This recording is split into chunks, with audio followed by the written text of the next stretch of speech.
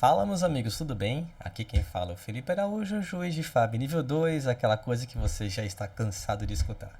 Cara, o assunto de hoje vai ser uma coisa bem diferente que, enfim, eu até perguntei no grupo nacional o que eles preferiam que eu falasse um pouquinho hoje, já que eu estou fazendo basicamente um vídeo por dia, tentando fazer com que a LSS me note. LSS, por favor, aqui vocês têm esse novo formato aí de distribuir um valor aí para os criadores de conteúdo, então tô aqui, me ajude a poder produzir mais conteúdos para a comunidade brasileira. Enfim, mas o assunto, na verdade, seria o quê? O teto de jogadores de Flash and Blood que podemos ter aqui no Brasil. Cara, se você parar para pensar, a gente tem aqui o Flash and Blood tem o que, 3 anos? Eu comecei a jogar, inclusive eu conto essa história várias e várias vezes com o Ian de Brasília, que inclusive esteve, né, no Pro Tour lá em Singapura, fazendo as coisas dele, antes esteve no Japão e tal, bem bacana. Um abraço aí pra você, Ian, e toda a comunidade de Brasília, que já faz um tempo que eu não apareço aí, na Smash, na Inside, que acabou até, enfim, encerrando essa atividade por lá. Mas seja como for, é, já faz uns 3 anos isso, né? 2 anos e meio, algo assim. Foi no final de 2022, outubro mais ou menos. A gente estava em quem? Dynasty? Acho que foi essa coleção que depois teve Outsiders. Então, se eu não estou enganado, foi em Dynasty que eu comecei a jogar. E aí, a comunidade era pequena, mas a gente ainda já tínhamos 8 players jogando ali, de modo que a gente conseguia ter 3 ou 4 rodadas de forma consistente e tal. E aí depois, né, como sabem, eu morei durante bastante tempo em João Pessoa, lá tem uma comunidade realmente forte, mas no começo davam seus 4 5 players, 6 players, aí foi melhorando, 8 10 12. Hoje a gente tem uma comunidade de uns 16 players jogando de forma consistente, tanto nos armores de ambas as lojas que tem lá, tanto na Covil do Calango como também na Mundo Guetta, como a gente costuma chamar, a outra loja. E tanto numa como noutra costuma ter essa consistência de jogadores. E quando tem um evento maior, obviamente que esse número aumenta bastante. Certo, mas onde é que você quer chegar nessa história? Porque é o seguinte, já tem um tempo que eu percebo que o número de jogadores a gente conseguiu ter um número elevado até, se a gente comparar com um recente período de 2 anos atrás, um ano atrás, realmente cresceu. Eu percebo também que, por exemplo, no Nacional do ano passado, que a gente fez naquele local, né, que enfim as pessoas vão se recordar onde foi, o número de jogadores que tinham ali era bem menor do que o que nós tivemos no Nacional desse ano, então você já percebe um crescimento significativo. O BH que a gente teve no ano passado, obviamente por ter sido um BH, foi menor do que o Colin que a gente teve nesse ano, também mostrando o crescimento que a gente teve no cenário nacional.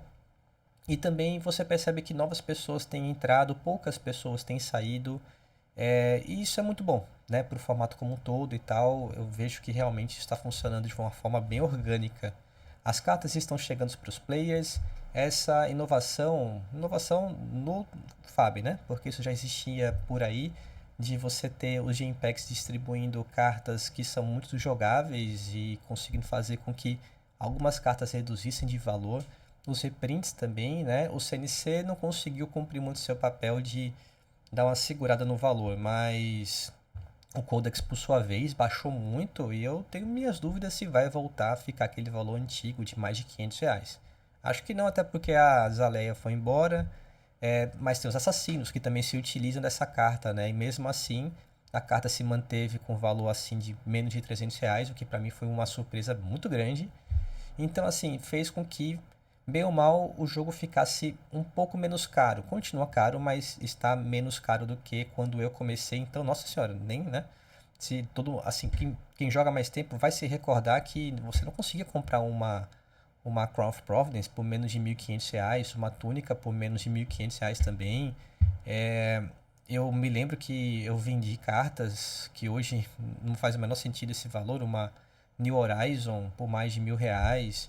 É, cara, tanta coisa assim. Então, hoje em dia você percebe que as cartas estão num valor razoável, longe disso, mas estão menos inacessíveis, né? E também a quantidade de cartas também faz com que as pessoas consigam ter os seus decks prontos. Porque eu me lembro que no início você até tinha algumas pessoas disposição para gastar numa carta A ou numa carta B, que era de valor elevado, mas você não tinha quem vendia, quem tivesse vendendo, sabe? Era muito pequeno ainda o grupo e cresceu demais. Cresceu, mesmo com a entrada de outros card games, isso também é importante fazer esse apontamento que assim, nesse meio tempo, nesses 3 anos, no Brasil, que o Flash and Blood está aqui, você teve o One Piece, né, que foi muito forte. Eu acho que assim, eu posso mencionar mais ele, né, que apareceu nesse intervalo de tempo. A gente teve Star Wars Unlimited também. Não, a gente teve Lorcana, Altered, a gente teve realmente alguns TCGs aparecendo. E isso poderia ser um elemento que deslocasse os jogadores de FAB para esses outros card games. Eu não observei esse movimento. Pode estar acontecido? Pode, de forma pontual, ou em alguma região que eu realmente não saiba.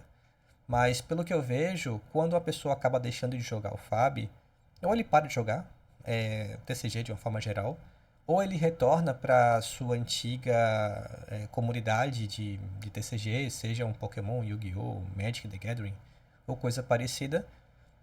Enfim, ou mais nada. Eu só vejo esses dois cenários. Ou a pessoa volta para aquele card game que já jogava, ou seja, um card game prévio ao FAB, ou para de jogar mesmo, porque por N motivos, né? Mas não associado a estar migrando para um outro TCG.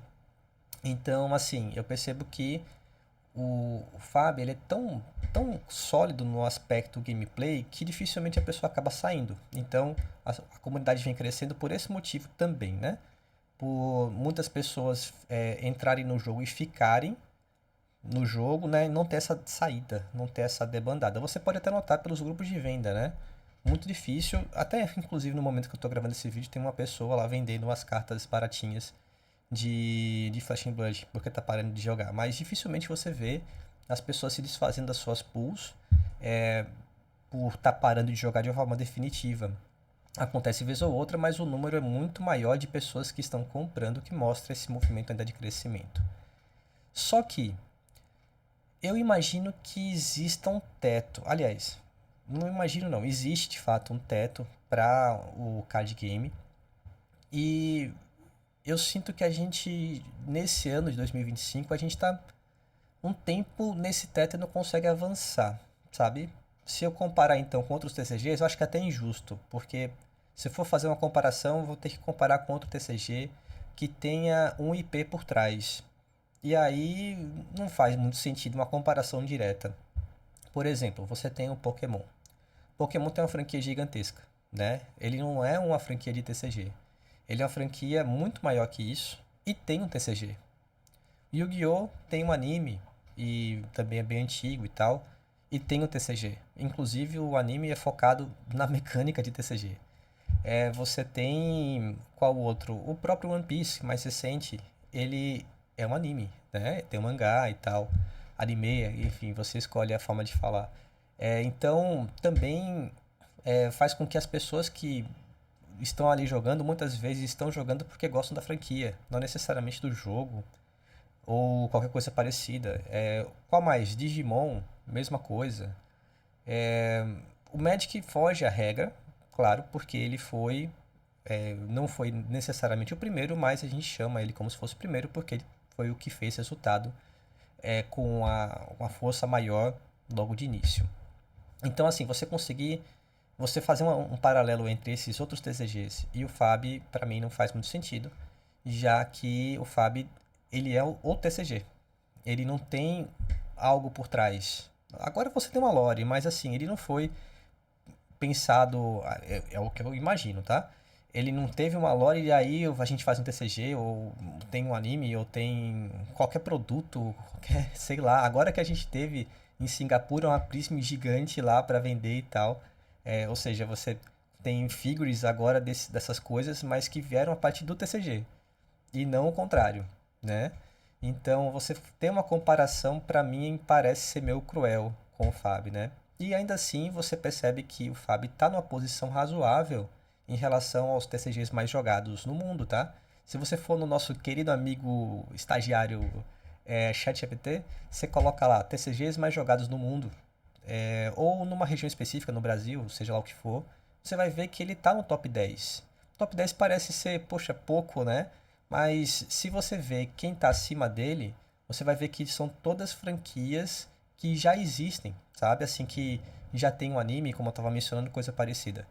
E ele vem como o primeiro TCG que não tem esse arcabouço de outras coisas além do próprio TCG.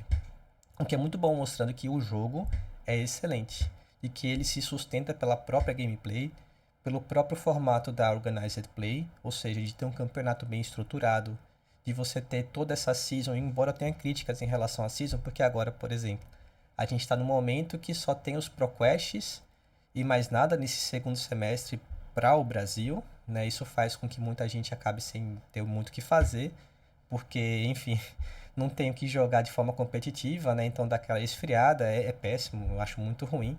Mas a despeito disso, e ainda mais por conta dessa recente alteração, né, do ProQuest, do vencedor e tal. Mas a despeito disso tudo, você tem agora esses Gem Packs que são muito bons, que são distribuídos para como forma de participação e não para o vencedor. Você tem também uma estrutura já assim, que você consegue antever de forma bem realmente prévia quais são os eventos competitivos que você vai ter durante uns bons meses. Então, quero ir para um calling lá fora, tenho condições. Você já sabe quais são, e tem como você se organizar para conseguir participar deles. Você costuma saber quais são os formatos, como é que vai ser aquele evento. Você tem uma ideia de quando vai ser a etapa de nacionais, a etapa dos ProQuest, dos RTNs. Então, essa estrutura é muito boa e tem funcionado. E se você for também agora sim fazer uma comparação com o Magic, por exemplo, você não tem eventos competitivos acontecendo no Brasil. Então, isso mostra como o Flash and Blood tem a oferecer mais coisas, por exemplo, nesse quesito do que outros card games. Mas se for comparar com Pokémon, esquece, né? Pokémon realmente é um caso à parte. Mas aí você tem que lembrar que Pokémon tem suas peculiaridades de ser uma coisa meio intergeracional, né? De ter uma outra pegada, de ter muito mais recurso, inclusive.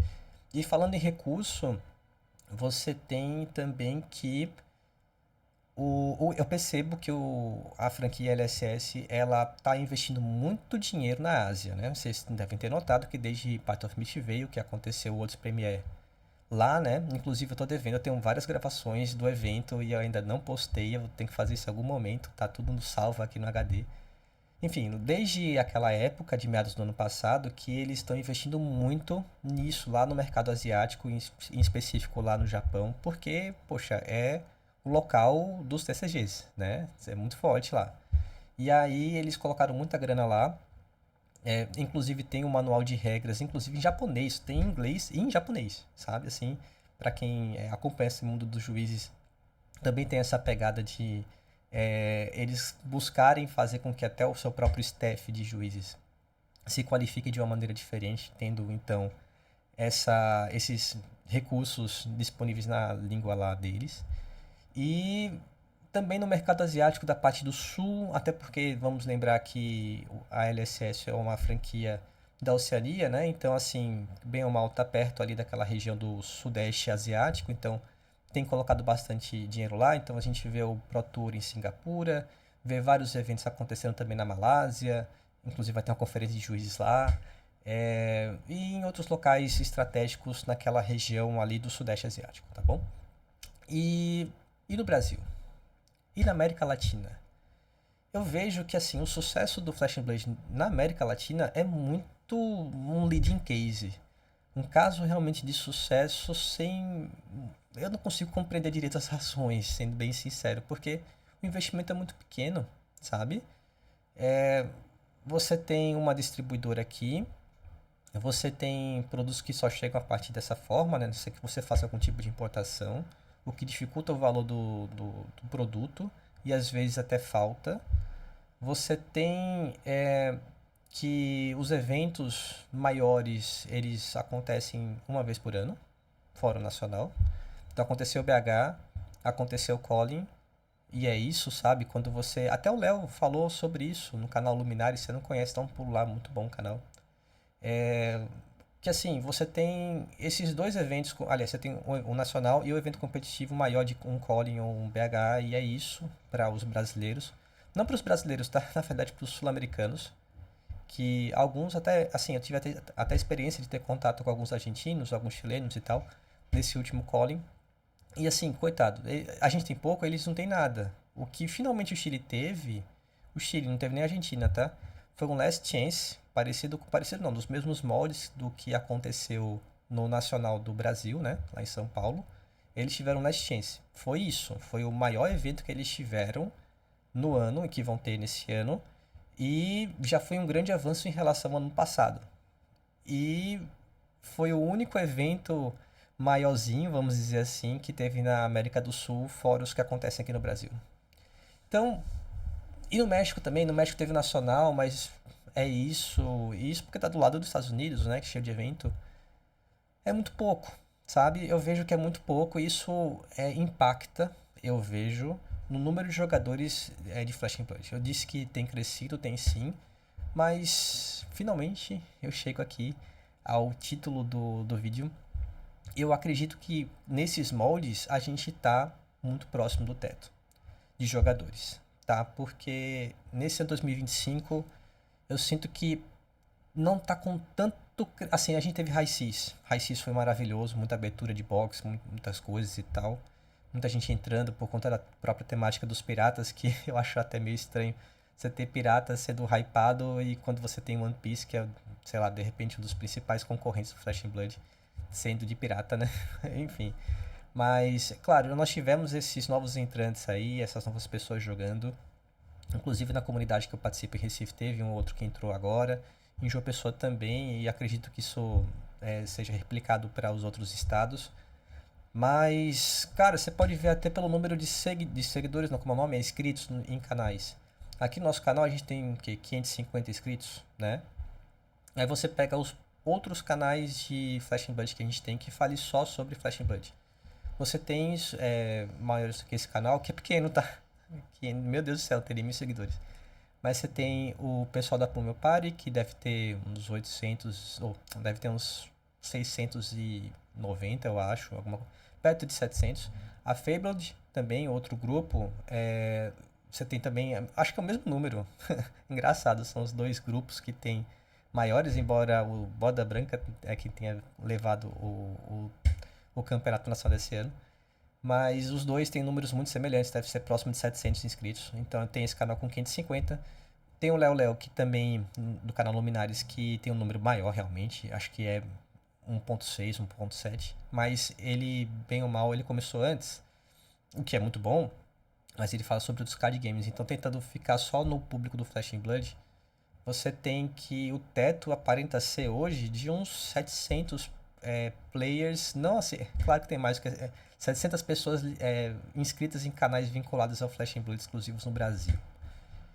E, poxa, vamos combinar, é um número muito pequeno, né? Quando eu vou para os eventos, eu costumo saber quem são todos, não vou dizer pelo nome porque minha memória não é tão boa assim, mas a minha memória visual eu consigo lembrar de quase todos que estão ali. É muito raro ter alguém assim, raro não, eu tô exagerando um pouquinho, mas assim, frequentemente eu sei quem são as pessoas que estão ali, sabe? Eu posso não ter um contato próximo ou nunca ter conversado com a pessoa, mas o rosto me é familiar, né?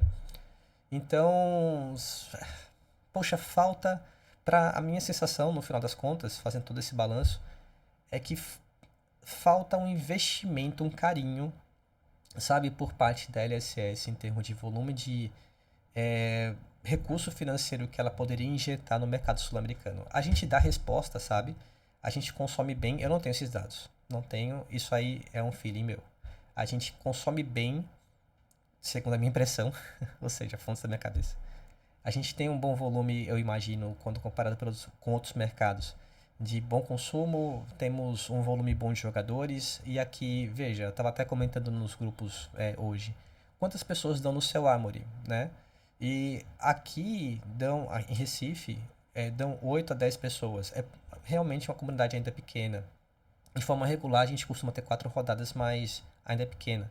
Mas em João Pessoa, 16 pessoas a 18. Quando tem um ProQuest RTN, costuma dar 35 pessoas. Campina Grande também tem nessa faixa de umas 10 pessoas. Ali é um pouquinho menor, mas quando tem um ProQuest RTN também costuma dar suas 30 pessoas. Fortaleza também tem suas 20 e poucas pessoas. No RTN também dá esse mesmo número. Esses mesmos números você pode replicar para a comunidade de Belo Horizonte. O Belfort acabou de confirmar lá no grupo. Lá no pessoal do Rio Grande do Sul, você tem um número ainda maior de 20 pessoas e o seu ProQuest RTN também sendo muito grande. E se você for para os grandes centros de São Paulo e no Rio de Janeiro, onde você basicamente tem um, um evento por dia, veja, São Paulo, você tem na Matrona na segunda-feira. Na terça eu não estou recordado onde tem, mas aí na quarta você tem na New Station, ali no centro. Aí depois, você na quinta-feira você tem na Citadel. Na sexta eu acho que tem na Epic. Eu acho que terça é na Flow, eu não me lembro. Quinta-feira tem um monte ao mesmo tempo. Então, basicamente, você consegue um por dia e tem uma quantidade de players boa, sabe? Então, sei lá, tem uma comunidade já bem formada, tem um volume de jogadores legais, assim, que dão constância aos eventos. E a gente deve ter um volume de compra expressivo, mas a gente tem um volume de eventos competitivos pequeno, se comparado a outras regiões. E isso, para mim, é o principal motivo, ou um dos principais motivos, nessa falta de investimento mais expressivo quando comparados com outros card games, a o número de jogadores não ter ainda um boom maior na América do Sul. Tá? Agora eu não estou falando do mundo, não. Especificamente na América do Sul, eu sinto que o crescimento que a gente experimentou no ano passado, em 2024, ele continua em 2025, mas eu acho que perdeu um pouquinho o fôlego. Pelo menos é essa a sensação que eu tenho, tá? Você tem uma opinião diferente? Comenta aqui, comenta inclusive quantas pessoas dão no seu Armory local, quantas pessoas dão no seu ProQuest, qual a sua expectativa? Acha que vai crescer? Acha que vai se manter no mesmo número? A gente tem outros card games entrando aí, né? A gente tem, por exemplo, o Riftbound, que está para começar, eu já até comentei no vídeo passado, no mês que vem, em agosto já, daqui a poucos dias na China, depois você vai ter lá em outubro. Confesso que até já li todas as regras ali do jogo, porque gosto de me inteirar para fazer algumas comparações. E a empresa tem muito dinheiro, né? A Riot tem dinheiro pra caramba, então eles sabem fazer eventos competitivos muito fortes, que é a tônica do Flash and Blood, de você ter um card game competitivo, né? E aí eles, é, com essa pegada também de você ter uma questão mais competitiva, de tentar fazer com que as pessoas se reúnam em grupos e tal. E aí, não sei, isso é uma coisa. Ih, notei que a luzinha, ó, acabou. Acabou não, né? Acabou a bateria. Aí ficou meio cinza um lado do meu rosto. Enfim, mas dando seguimento, eu fico com a impressão de que esse card game pode de fato ter o poder de retirar alguns jogadores do nosso card game, enfim, do Flash and Blood. E me preocupa esse cenário de migrar, né? Inclusive eu sei de alguns, né? De alguns jogadores de FAB que também pretendem jogar esse outro jogo. Você já escutou falar sobre esse jogo? Pretende fazer migrar ou jogar os dois? Comenta aqui embaixo também, queria saber esse feedback de vocês. E então, assim, como já é um IP consolidado, o outro, né? O do LoL, e muito forte aqui no Brasil, eu fico com a sensação de que isso pode ser um grande empecilho também para o crescimento da nossa comunidade. Essa realmente é uma coisa que eu estou refletindo nos últimos dias sobre o Fab, sabe? Eu tô animado, né? Eu gosto muito do Flash Blood como um todo, gosto demais das regras. Eu gostaria até de não gostar tanto, tanto que produzo conteúdo aqui, né, de forma frequente e tal. Mas, a despeito desse meu carinho pelo jogo e tal, olhando de uma forma meio realista, eu não tenho tanta certeza de que a gente consiga continuar com esse volume de crescimento de forma consistente caso a empresa, né, a LSS, não faça um investimento mais expressivo na nossa região. E, pô, tá merecendo, cara. Tá merecendo o que a gente tá fazendo por merecer. O Corem foi um evento que, né, eu já falei sobre isso nesse vídeo daqui, sobre como foi a minha experiência enquanto juiz, que a gente trouxe números semelhantes ao evento que tinha acontecido o Core anterior lá no Japão. Cara, no Japão, que tem um poder de consumo, de compra muito maior que o nosso e que tem a cultura do card game maior que a nossa também, sabe? Então, fazer uma comparação direta com o Japão é assim, é inimaginável para mim. E a gente conseguiu fazer isso. Então, LSS, olhe pra gente, para o mercado sul-americano, específico aqui para o Brasil, e traga pra gente novos campeonatos para que a gente possa continuar crescendo, para que a nossa base possa poder jogar mais. A gente quer poder gastar mais com esse jogo. Então olhe pra gente e tente fazer de alguma forma que a gente possa estar participando desses eventos. Eu espero que você tenha gostado desse conteúdo. Se gostou, deixa o like, se inscreva e até a próxima. Tchau!